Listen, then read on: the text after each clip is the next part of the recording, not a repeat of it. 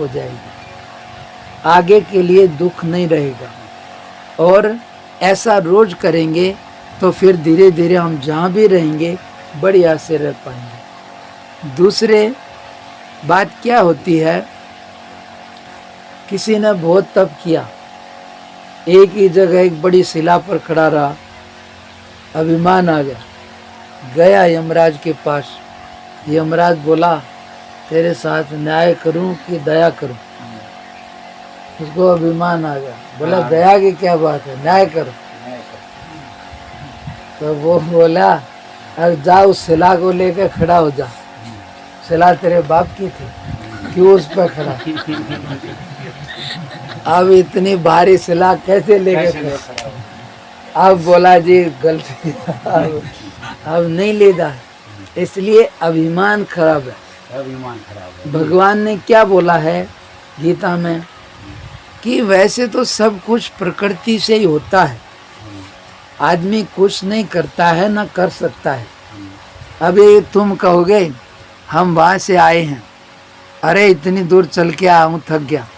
अब गाड़ी चल के आई है वही, तुम थोड़ी चल के आए, गाड़ी चलता है, तुम तो आराम से बैठे थे। आराम से। और फिर तुम भी चल के आए थोड़ा बहुत चढ़ाई पे, तो भी तुम आए कि शरीर आया? हम आए जी, तुम नहीं आए, चल के तो शरीर आया। हाँ शरीर आए। हाथ पाँव नहीं हो तो कैसे आते? कैसे आ जाते? तुम तो हाथ पाँव के बिना रहोगे कि नहीं रहोगे? रहोगे ना। रहेंगे। तो इसलिए चलता तो सब कार्य प्रकृति में होता है, पर अहंकार है। अहंकार क्या है? ये मैं हूँ, इसको मैं मानता है, भाई इसी से बनता है।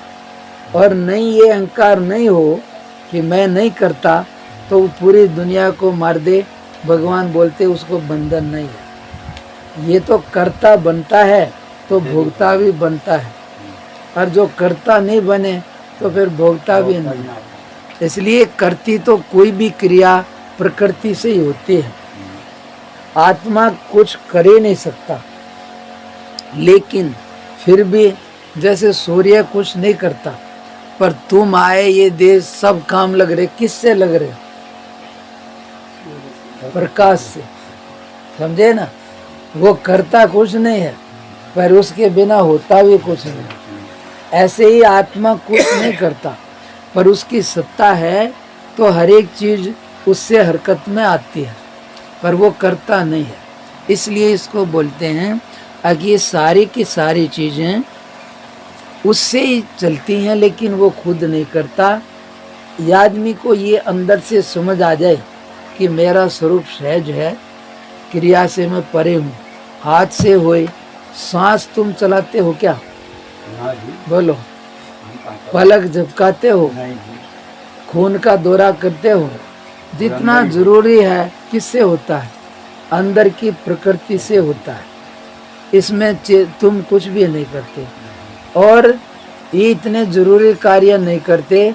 खा के सो जाओ, अपने आप सांस हजम हो जाए, लेकिन अरे यो काम करके आया हूँ, यो करूँगा, बाहर के कैसे करोगे? जरूरी कार्य ही नहीं कर सकते, तो ये तो बाहर की चीज़ें हैं। लेकिन यही है, करता तो प्रकृति है, पर उसमें अहंकार कर बैठता है कि मैंने किया, इसलिए उलझता है। और नहीं तो करता नहीं बने तो शुद्ध आत्मा अकर्ता है और सब प्रकार की उलझनों से परे है।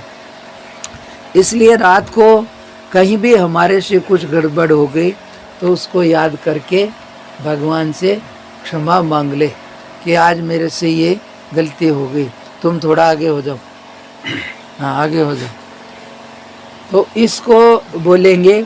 दूसरा, भावना सबसे बड़ी चीज़ है।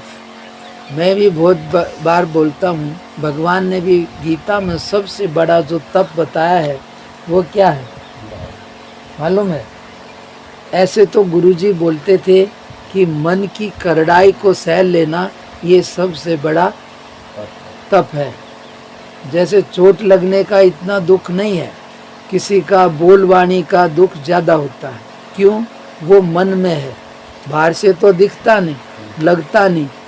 और भी ज़्यादा कहाँ होता है, जो अपना है वो बोल दे तो और ज्यादा दुख होता है। जैसे बेटा बाप को कह दे तेरे में अकल नहीं है तो क्या बीत जाएगी। फिर ज्यादा महसूस करेगा। अरे यार सोरा के जीना है, बताओ सोरा, हम इसके लिए इतना लेकिन मोह ऐसा है, फिर भी उसी की सोच करेगा। हाँ जी। अक नहीं भैया, पानी चाहिए तो कैंपर से ले लो। हाँ तो इसमें ठंडा पानी है बढ़िया। इसलिए इसको बोलेंगे कि आदमी को वहाँ और अनजान आदमी बोल देना तो कुछ ज्यादा असर ज्यादा नहीं असर होगा। नहीं करता है। लेकिन मान लेता है। लेकिन नजदीक वाला बोल दे तो रात की नींद चली गई। चली जाएगी। इसलिए इसको बोलते हैं, क्यों? क्योंकि वहाँ मान है। जहाँ मान है वहाँ कोई बोल दे तो दुख ज्यादा होता है, और जहाँ अनजान है वहाँ कुछ ज्यादा असर नहीं होता है।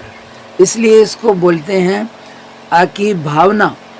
उसमें भी भगवान ने कहा भाव संशुद्धि रित्य तत् तपो मानस मुच्यते। भाव को शुद्ध करना सबसे बड़ा तप है। और भाव कहाँ से आता है? भाव अंदर से आता है, और किसी को भी नहीं पता अभी क्या भाव आने वाला है। कल महंगी भी हो सकती है, परसों सस्ती भी हो सकती है, लेकिन इधर से भी कोई पता नहीं है। अभी अच्छे भाव चल रहे हैं, थोड़ी देर में खोटे भी भाव आ सकते हैं, लेकिन हमें तो बाद में पता लगता है। पर जहाँ से भाव आते हैं उससे पहले हमारा मूल उसको सब मालूम रहता है। इससे कहते हैं कि भाव गलत आया, इसमें कोई हमारा दोष नहीं है। क्यों? क्योंकि भाई ये फोन में जैसा भरा है वैसा ही तो निकलेगा, दूसरा कहाँ से आएगा। तुम्हारी कहावत है बेटोड़े के मुंह के अंदर से गोश्त से लकड़ेंगे। तो भाई जिसमें जो भरा होगा वही तो बाहर आएगा। इससे इसको बोलेंगे कि ये जो किसी के अंदर भरा है वो आया है, इसमें दोष नहीं है। लेकिन गलती या साधना क्या है ये समझने की चीज़ है। गलत है आया, लेकिन जो सुधार की और साधना की ज़रूरत है वो ये है कि इतनी जागरूकता आए कि हम हर एक चीज़ को समझ लें। ये है जागरूकता की जरूरत। यानी कि आप जागरूक होगे तो किसी भी चीज़ को समझ के इधर उधर कर पाओगे। और यदि जागरूक नहीं हो तो होश ही नहीं हो तो भले हाथ में हथियार भी हो, क्या करेगा? ना क्या करेगा। इसलिए कहा है कि जागरूकता बहुत ज़रूरी है। जागरूक होगे तो अंदर के भाव को पहचान पाओगे। और यदि जागरूक नहीं होगे तो ये सोचोगे कि मैं ही कर रहा हूँ, हाँ कर ले यार ठीक है।